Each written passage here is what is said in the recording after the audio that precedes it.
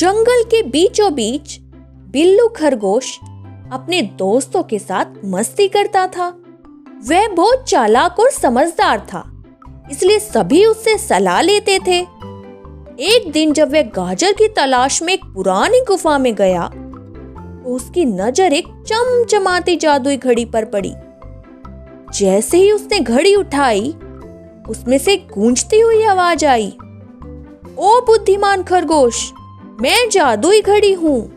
मैं तुम्हारी 3 इच्छाएं पूरी कर सकती हूं, लेकिन याद रखना, जो मांगोगे वह वापस नहीं लिया जा सकता। बिल्लू के कान खड़े हो गए। उसने सोचा, 3 इच्छाएं, अब तो मेरी जिंदगी बदल जाएगी। बिल्लू ने तुरंत कहा, मुझे जंगल का सबसे तेज जानवर बना दो। घड़ी ने झट से उसे तेज दौड़ने की शक्ति दे दी। अब वह इतना तेज दौड़ता कि हवा तक उसे पकड़ नहीं पाती। पहले दिन तो मजा आया, वह सबको चिढ़ाता, पकड़ सको तो पकड़ लो। और धीरे धीरे दोस्तों ने उसके साथ खेलना ही बंद कर दिया। सब कहते, बिल्लू, तुम हमें हर बार पीछे छोड़ देते हो, अब तुम्हारे साथ खेलना मजेदार नहीं है। बिल्लू अकेला हो गया।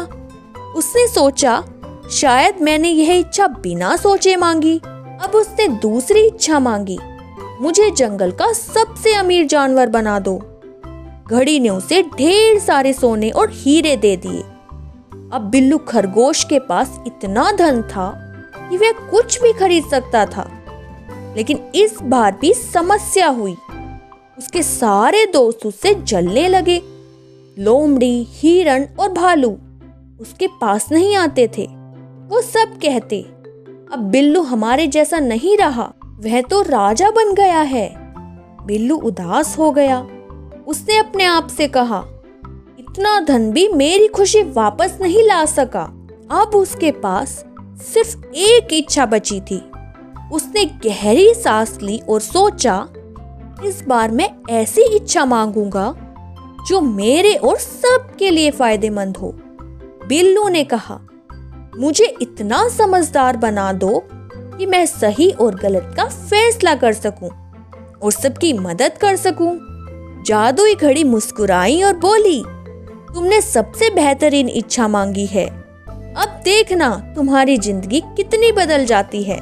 अब बिल्लू खरगोश तेज दौड़ने की शक्ति और अपने धन का इस्तेमाल अच्छे कामों के लिए करने लगा। उसने गुफा में मिली जादुई घड़ी की मदद से जंगल के सभी जानवरों के लिए पानी के कुंड बनवाए। उसने भूखे जानवरों को खाना दिया और उसके साथ खेलना शुरू कर दिया।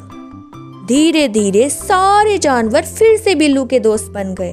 अब बिल्लू समझ गया था कि असली खुशी सिर्फ दूसरों की मदद करने में है। इस कहानी से हमें यह सीख मिलती है, सही सोच और दूसरों की मदद करने से ही असली खुशी मिलती है।